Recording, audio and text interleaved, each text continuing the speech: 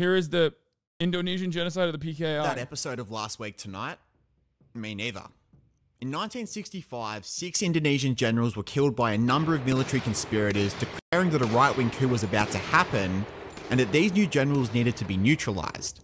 They then went on to declare that they were leading the new government of Indonesia and that they had the CIA's support. This would be known as the September 30th movement. What they wouldn't know was that they were just a pawn in the CIA's quest for global supremacy. When word of the coup reached one of Sukarno's lower-ranking generals, Suharto, he moved in quick, declaring that he was acting on behalf of the president to end the coup and to restore order in Indonesia. Now, a little bit about Indonesia. Sukarno had led them to independence from the Dutch in 1949 and established a decentralised system where the islands ran with a fair degree of independence, but still answered to a central democratic government, of which Sukarno was the head. However, the main island, Java, where the capital Jakarta is, was actually much less resource-rich than other islands like Sumatra, Borneo and Bali. So the non-Javan islands started to view Java as a new colonial overlord who took their resources, and the Communist Party, otherwise known as the PKI, was starting to become really popular on these islands and were a growing presence in the Indonesian parliament. Seeing where the tide was going, Sukarno made an alliance with the PKI that saw an increase to his presidential powers on the condition that he led Indonesia alongside the PKI. Now, in the early 60s, it was clear that Sukarno wasn't too far from death, and the Western Bloc was very worried about the PKI gaining sole power when he died. Behind the Chinese and the Soviets, they were the third largest communist bloc in the world. So immediately after suppressing the coup, Suharto listed one key group as the ones who would have been behind the botched coup, the PKI. And he then went on to launch one of the worst genocides in history, killing anyone remotely associated with them, and then ousting Sukarno himself to become the president and to have a close relationship with the USA. The whole thing couldn't have gone better for the Americans, as the third largest communist bloc was completely neutralised and they had a new friend in Southeast Asia. So it begs the question, were the US involved in this mass genocide in any way? Well, let's start by looking at the botched September 30 coup in 1965. Now, it's pretty widely believed that Suharto himself knew about the What? Gotta end the stream soon, almost time for America's team to play? coup before it happened. This story is backed up by one of the conspirators, Colonel Latif, who also argued that there were some PKI members who were involved in the planning of it, but that it was not actually a party-specific coup, but rather a military one. Latif argued that Suharto was in on it the whole time, and on 2 occasions, Suharto was even admitted to meeting with Latif on the 30th of September, with the 2 accounts being contradictory. Suharto's extremely quick suppression of the Jakarta coup also requires some explanation if he didn't know about it. But the more pertinent question is, did America set up the conspirators for a fall as a pretext to Suharto eliminating the PKI? And my short answer to that is, yeah, I think that's the most likely explanation. During the time of the coup, the ambassador to Indonesia, Marshall Green, who would later be known as the coup master when he became the ambassador to Australia, boasted of this. I know we had a lot more information about the PKI than the Indonesians themselves. Not only that, but the CIA later confirmed that the PKI had been infiltrated, and so it's totally within the realm of possibility that they were set up, especially considering the conspirators claimed to be supported by the CIA. Not only that, but in the Pakistani Foreign Ministry files, we have an interview between an ambassador and a Dutch NATO intelligence officer dated to December 1964, just under a year before the coup. Remember, the Dutch colonised Indonesia, and so they had especially good intelligence on the matter. This was a quote found in the ambassador's report. Indonesia was going to fall into the Western lap like a rotten apple. Western intelligence agencies, he said, would organise a premature communist coup which would be foredoomed to fail, providing a legitimate and welcome opportunity to the army to crush the communists and make Sukarno a prisoner of the army's goodwill. And yes, a fortuitous outcome does not necessarily equal intent. However, just look at how nervous the Americans were about Indonesia falling into the hands of the communists. This was a quote from JFK's former aide Arthur Schlesinger about Kennedy being anxious to strengthen the anti-communist forces, especially the army, in order to make sure that if anything happened to Sukarno, the powerful Indonesian Communist Party would not inherit the country. Not to mention that in March of 1965, the then US... Always a big mistake. Don't align. Don't even bring fucking communism into your coalition. Don't do any social democracy. Don't even talk about land reforms. You will get killed. You will get killed every single time. US ambassador to Indonesia, Howard Jones, so that's Green's predecessor, said this. An unsuccessful coup attempt by the PKI would provide the ideal pretext for the military to launch its own disguised coup. And then lastly, to quote Marshall Green again, when Suharto announced in his August 17th speech that Indonesia would have a communist government within a year, then I was almost certain. What we did, we had to do. You better be glad we did, because if we hadn't, Asia would be a different place today. Now, Green might have been referring to US involvement in the botched coup, or it's so funny that, like, it's funny to think that, like, American foreign policy led to this in Indonesia, and now, partially due to the domino effect, and not the one that you are, not the famous domino effect, but like actually just small d domino effect that Henry Kissinger and Richard Nixon caused. Now, Indonesia and China are aligning. in what actually came next is Suharto launched one of the worst genocides ever. And on this one, there's no question. America were very supportive of Suharto. With Suharto now the heroic face of Indonesia from saving it from a leftist coup, Sukarno had no decision but to give him full powers to restore stability to the country. This saw the army begin executions of PKI members, but the executions spread across all of Java. The video is Suharto, the Indonesian Genocide of the PKI, 1965-1966. With vigilantes joining in, killing actual and alleged PKI members. This cultural revolution of sorts spread in all directions to other islands, with death squads raiding villages in northern Sumatra and burning houses to the ground.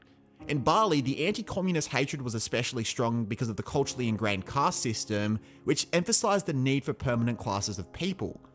5% of Bali's entire population was killed, and bones are still being found on Bali's beaches today. The army actually had to step in to stop the killings because Suharto's radio broadcast had set so many in Bali ablaze. 750,000 Indonesians were imprisoned.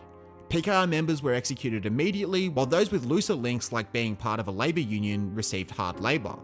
The death toll was anywhere between 500,000 to 2 million. They're like, yeah, you like labor? You like labor unions? Here's hard labor in prison.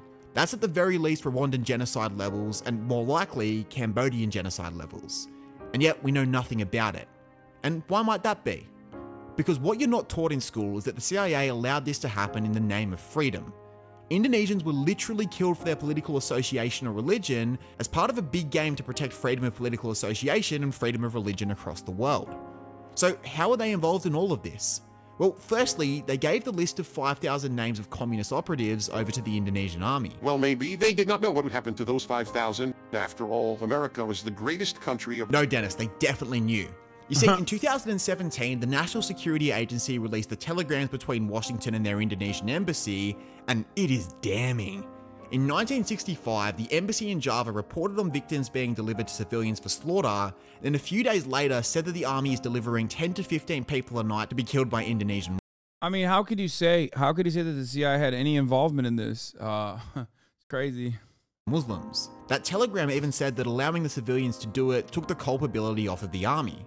Not only that, but America provided telecoms equipment, gave 50 million reply to the Cap Gestapo death squads, and Marshall Green knew that the broader PKI had no knowledge of the coup and knew that China wasn't behind the coup, but he continued to run with that same narrative in interviews. Folks, Marshall Green lied, and I mean lied, to the American people. Well, Marshall, facts don't care about your feelings.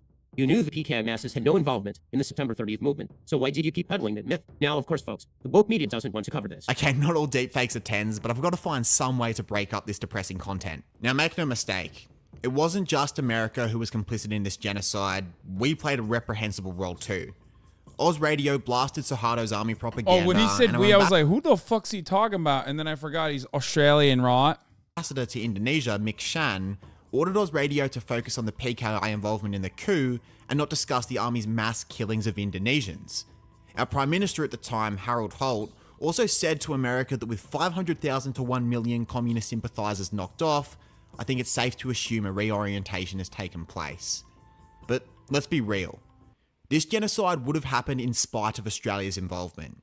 The same cannot be said for the CIA. Not only were they aiding Sukarno, they could have stopped this at any point. Hello. they have no problem interfering with the affairs of other nations. Just a few years before, they aided Joseph Mobutu in capturing and then killing the democratically elected leader of the Congo, Patrice Lumumba, for daring to restrict America's access to their rich uranium mines. Need I add that Lumumba was not convicted of, nor even accused of any crime. I get why Harold... Excuse me, what you just described is a crime. From my perspective, is an economic crime. Oz Radio in this case is Radio Australia, run by the Australian Broadcasting Authority, which has been accused of towing the government line for many years. Nice. They have their little own fucking CIA operation, huh? Very nice. Nice. Harold Holt kissed the ring. Because just 10 years later, when Prime Minister Whitlam dared consider renegotiating America's lease on the Pine Gap spy base, they not only pressured John Kerr to sack Whitlam, they then made sure he lost the imminent election by laundering $10 million into the opposition through a criminal drug bank. Then take your pick, because you bet we'll be covering these. Chile, Ghana, Libya, Grenada, of course Cuba, Bolivia. The CIA has well and truly showed that they have the capacity to intervene in the affairs of other nations. Now, I'm not anti-America, nor even anti-military. I have a ton of respect for admirals like Chester Nimitz and Ernie King. For me, Carter was one of the most admirable leaders of the modern world, and I'll even throw this one in, there were parts of Trump's early foreign policy that I quite liked.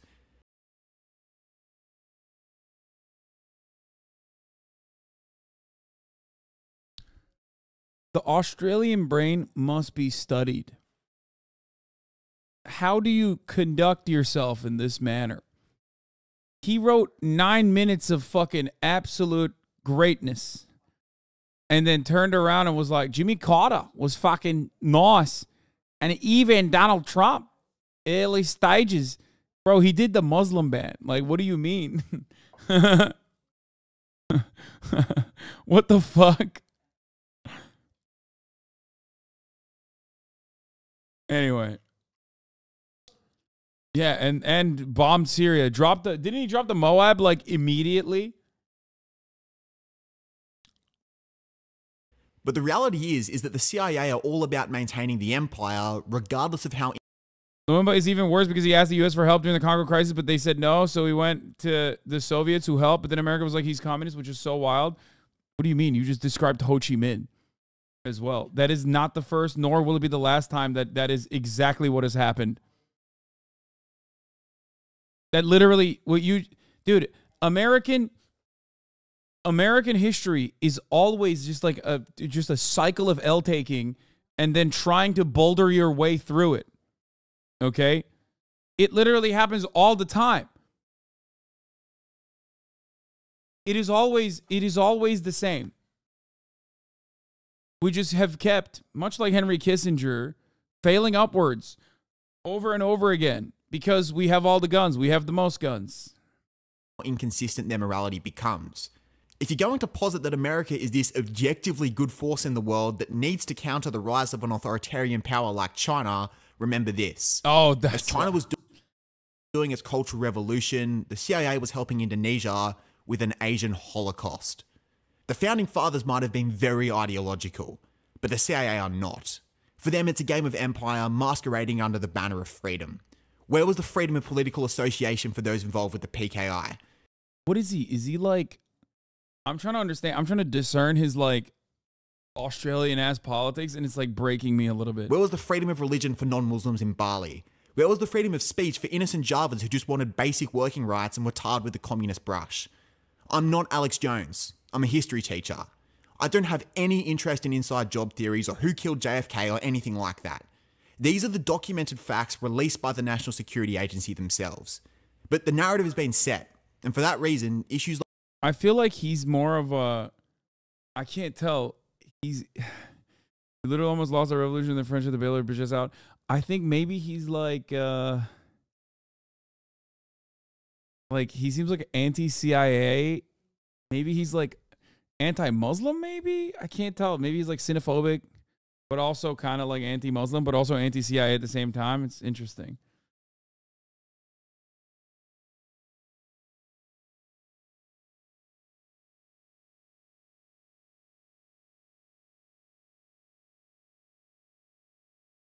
Earlier in the video, he said the communist movement in Indonesia was to suppress political freedom. He's anti-communist. Oh.